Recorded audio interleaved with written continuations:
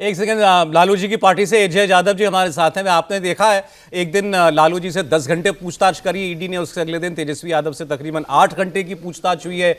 अजय जी क्या कहेंगे, क्या कहना है? बिल्कुल, एक दिन 10 घंटे पूछताछ हुई लालू प्रसाद यादव जी से, 8 घंटे तेजस्वी जी से पूछ हुई, आज हेमंत सोरेन जी से पूछताछ हो रही है, कल केजरीवाल जी से पूछताछ होगी।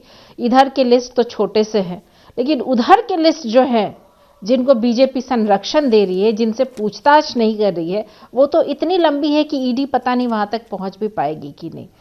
आप अगर पूछे, किसी भी पब्लिक से पूछेंगे तो सब कहेंगे ईडी लालू प्रसाद यादव, हेमंत सोरेन, तेजस्वी जी के पीछे पड़ी है। लेकिन बहुत कम लोग जानते हैं कि अजित पवार भी है इसी लिस्ट में। बीजेपी वॉशिंग मशीन से धुल चुके हैं।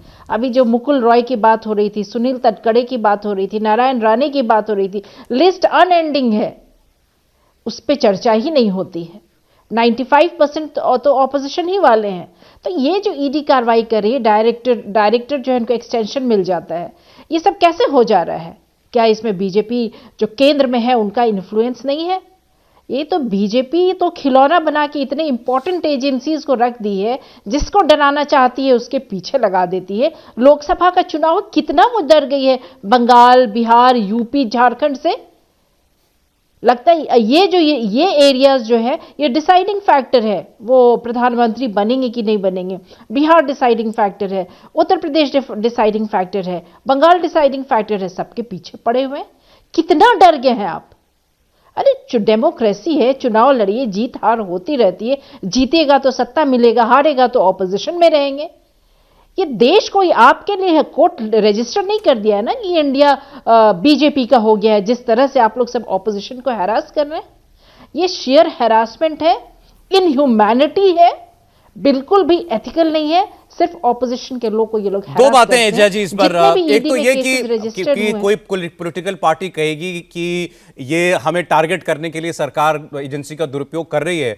इसके लिए अगर एजेंसी को कहीं भ्रष्टाचार की शिकायत मिलेगी तो वो जांच करना तो बंद नहीं कर देगी, एक बात। लेकिन वो केवल जांच ही कर सकती है, सबूत जुटा करके कोर्ट के सामने रख सकती है। सजा देना ना देना, कन्विक्ट करना ना करना, ये तो अदालत का काम है। तो किसे समन कर रही है ईडी? अजीत पवार को क्यों नहीं समन करती है? क्यों नहीं वो नारायण राणे को समन करती है? बीएस येदियुरप्पा के पास कब समन गए? कभी न्यूज में नहीं चला। ये लोग के पास क्या समन नहीं जाते हैं? पूछताछ नहीं होती है? किसी न्यूज पे नहीं चलता है? किसी सोशल मीडिया पे नहीं चलता है? सिर्फ लालू प्रसाद यादव, तेजस्वी जी, अरविंद केजरीवाल, हेमंत सोरेन, बस यही न्यूज पे चलते रहता है। बाकी का क्यों नहीं चलाया जाता है? बाकी को क्यों नहीं ईडी समन करती है? क्या इसका जवाब बीजेपी के पास है? ये डरी हुई पार्टी है, डरी हुई पार्टी है, 24 में डर रही है जी, इसीलिए ये इस तरह का काम कर रही है। अजय कुमार जी जवाब दे। अजय जी, पता भूल जाती हैं कि एजेंसियां जब सत्ता पक्ष से जुड़े लोगों का नाम आता है या उनकी जांच करनी होती है? और आप तो विख्यात वकील हैं। देखिए, इन तमाम जो बातें यहाँ कही गई हैं उनका पॉलिटिकल स्टेटमेंट्स है, उसका कोई जवाब नहीं बनता है। एक ही बात जो थोड़े सिरे से की गई है वो कांग्रेस के प्रवक्ता सोज साहब द्वारा की गई है। वो पढ़ लिख करके आए हैं, अध्ययन करके आए हैं, और मैं अपना जवाब उन्हीं के स्टेटमेंट तक सीमित रखना चाहूँगा। और सौरभ जी, आप भी बड़ा अच्छा होमवर्क करके 26 लेटर लेके आए हैं और सारों में एक एक नाम बढ़ दिए। मैं तो कहता हूँ 3 गुना कर दीजिए, A to Z 26 लेटर है। और आपने अभी सुना सोज साहब से कि 5533 मामले दर्ज हैं।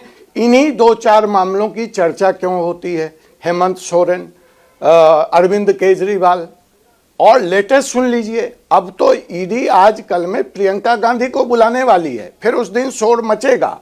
लेकिन चार्जशीट कब फाइल हुई, उनका नाम कब आया, इस बात पे अभी किसी को पता नहीं है, अध्ययन करने की जरूरत नहीं है। तो वो भी अब ईडी के रडार पर हैं, आ गई हैं। Arms deal scandal, Sanjay Bhandari वाला मामला, तो आए दिन 10-5 दिन में वो भी ईडी के सामने प्रस्तुत होंगी। अब आ जाइए सोज साहब की दूसरी बात पे। बैंकिंग कंपनियों के खिलाफ, लोन के खिलाफ 2223 मामले हैं। बताइए, राष्ट्र की संपत्ति अगर कोई व्यापारी लूट ले यही कांग्रेस कहती है कि भगा दिया हमारी सरकार ने लोन दे करके, तो क्या उनको रिकवर नहीं किया जाना चाहिए? और अगर ईडी उसके बारे में कार्रवाई कर रही है तो क्या गलत हो गया? 3-4 मामलों को पकड़ के, पॉलिटिकल मामलों को, संवैधानिक संस्था को बदनाम करना कहां तक उचित है? अब आ जाइए सोच साहब की कन्विक्शन रेट वाले सवाल पर। सोच साहब, इसी से आपको संतुष्ट हो जाना चाहिए कि ईडी का अगर मिसयूज होता तो लोग जेल में बंद पड़े होते। जहां सबूत नहीं मिले, 2333 सर्चेज अब तक ईडी ने किए हैं, ठीक है? उसमें से जो मामले बने वो मामले दाखिल हो गए। और कन्विक्शन रेट में तभी तो सुप्रीम कोर्ट ने आपके विद्वान वकील कपिल सिब्बल जी को कहा कि जब ईडी यह कानून बना रही थी, यह कानून बन रहा था, तो कांग्रेस कहां थी? 2005 में आपकी सरकार, अमेंडमेंट आप लेकर आए 2009 में, 2007 में अमेंडमेंट आप लेकर के आए। 3-3 बार जब आप अमेंडमेंट कर रहे थे तो इन सवालों को आपने एड्रेस क्यों नहीं किया? आज आप विपक्ष में, आपके नेता कार्ति चिदम्बरम कोर्ट पहुंच गए, आपके नेता प्रियंका गांधी कोर्ट पहुंच गए, आपके नेता कपिल सिब्बल कोर्ट पहुंच गए। Madan Lal versus government of India में सुप्रीम कोर्ट ने क्या कहा कि यह बिल्कुल बेबुनियाद है। 2 बड़ी बातें हैं कि ईडी अगर संपत्ति को प्रोसिक्यूट करती है, प्रोसीड्स ऑफ क्राइम को जमा करती है, तो वो फाइनल नहीं है। लेकिन 10,000 करोड़ से ज्यादा तक की संपत्ति को प्रोसिक्यूट किया, जिसमें से कोर्ट ने 6,000 से ऊपर के संपत्ति को सही माना। ये भी बताइए, सिर्फ कन्विक्शन रेट पे नहीं जाइए। और वहीं पे कोर्ट कहती है कि अगर गलत किया है तो ये प्रोसीड्स वापस हो सकते हैं, ये अटैच प्रॉपर्टी वापस हो सकती है।